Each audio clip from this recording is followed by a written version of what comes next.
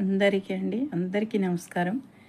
ప్రతి ఒక్క కులస్తుడికైనా సోదరిమణులకు, నా తమ్ముళ్ళకి, అన్నలకి, ప్రతి ఒక్క కులస్తుడికి నేను నమస్కారం చెప్పుకుంటున్నాను. ఎందుకంటే నేను ఏమంటారు, జై శ్రీరామనో లేకపోతే ప్రైజులు ఆడానో స్లావలేకు అని నేను చెప్పట్లేదు. ఎందుకంటే అందరం మనం ఒకటే కాబట్టి మీ అందరికీ, ప్రతి ఒక్క కులస్తుడికి మనస్ఫూర్తిగా నా నమస్కారాలు. ఓకేనా? నేను ఇప్పుడు రావడం ఏంటంటే ఈ అవ్వ గురించి మాట్లాడడానికి. చూడమ్మా, కులాలు మతాలు ఇవన్నీ ఎందుకు? నువ్వు అంత రెచ్చిపోతున్నావు ఎందుకు? దేని గురించి చెప్పు. వాళ్ళ భర్త, వాళ్ళ తండ్రి గారు జరిగిపోయి కనీసము 24 గంటలు కూడా కాలేదు మొన్న. అవునా? అసలు అతన్ని తీసుకొచ్చి ఇంటి దగ్గర ఉంచి కూడా వాళ్ళు ఏ కార్యక్రమాలు చేయలేదు. అంతలోనే మేము మొత్తం రెచ్చిపోతున్నామేంటి?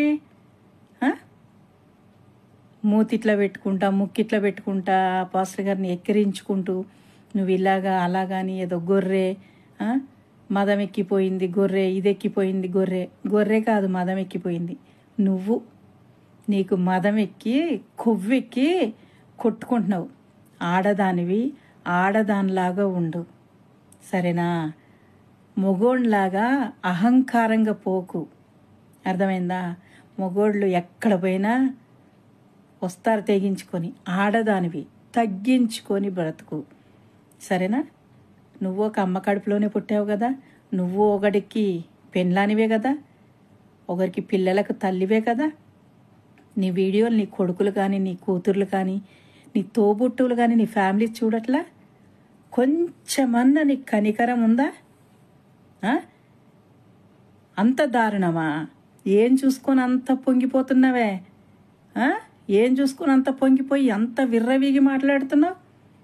అదే పరిస్థితి నీకొస్తే, నీ ఇంట్లో ఇంకెవడికన్నా వస్తే అలాగేనా?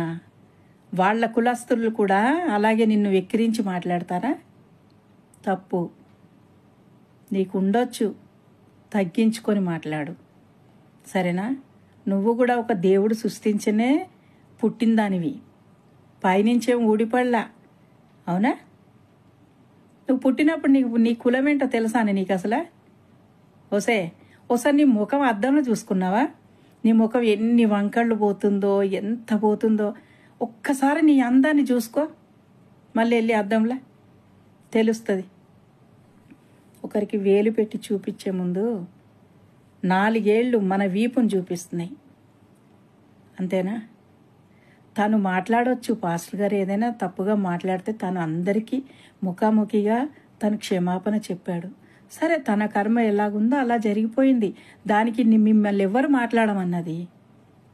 మాట్లాడమన్నారు?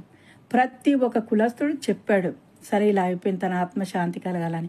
నీకెందుకే అంత రెచ్చిపోతున్నావు? అంత దూలేంటి నీకు? అంత రెచ్చిపోతున్నావు ఏంటి? అంటే నేను తన్నేవాడు లేకనా?